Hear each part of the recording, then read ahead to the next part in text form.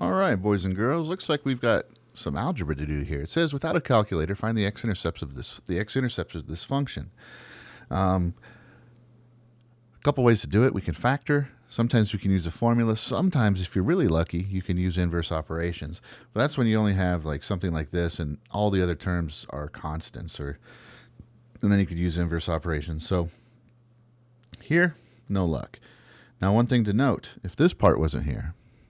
If this part wasn't there, and we just had 2x times x minus 2 times x plus 4, we could take each of these three factors, set it equal to 0, and solve it right off the bat. But that plus 3 is just not very nice. So it ruins our 0 property, and so what we're going to have to do is we're going to have to simplify this. So we know we're going to set it equal to 0, so let's go ahead and start off like that. And then, now look, you could distribute the 2x here, or you could distribute these two together using FOIL, right? That's a shortcut. That's what I would prefer to do. So I'm going to do that. So x squared plus 2x minus 8, right? X squared, and then plus 4 minus 2 is 2, and then minus 8, right? So outside's 4x, inside's negative 2x, and that's how that middle term's 2x. Distributing, 2x cubed, right? 4x squared minus 16x. Combine like terms, clean this up a little bit, put it in descending order. We have a square, we have a square. And then minus 16x. All right, so let's take a look at what we have here. We have three terms, but it's cubic. However, there's a factor of x in each term. So let's factor that out.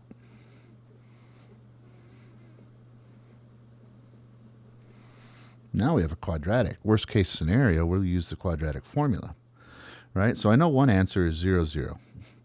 So if x is 0, it doesn't matter. It would be 0 times negative 16. Like if I put a 0 for all the x's, 0 times negative 16 is 0. That would be a true statement. So one answer is 0, 0.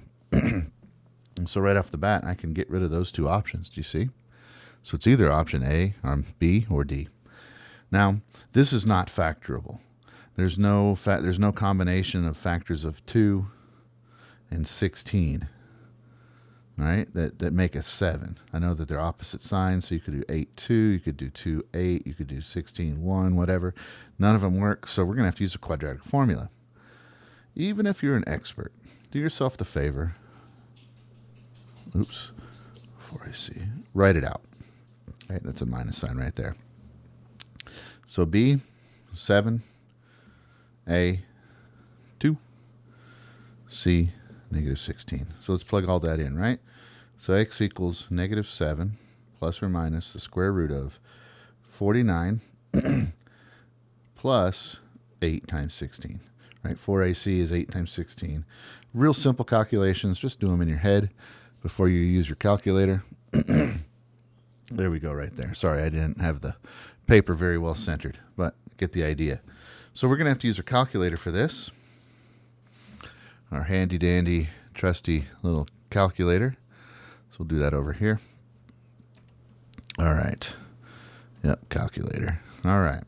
So what we've got is we've got negative 7 plus, and then let's go ahead and do the positive one first, right? So we're going to do plus square root of 49 plus 8 times 16, and then let's go ahead and equals, and then let's divide that answer by 4.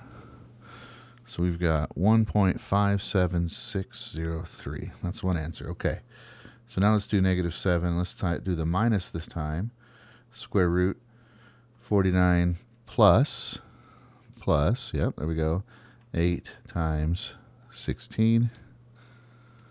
And let's divide that. Negative 5.07603. So looks like these are rounded to three significant figures. So this one would be 1.58, and this one would be negative 5.08. So negative 5.08. This is rounded wrong. B is almost right. It's rounded wrong. The answer is D. Hope that was helpful. Good luck on the next one.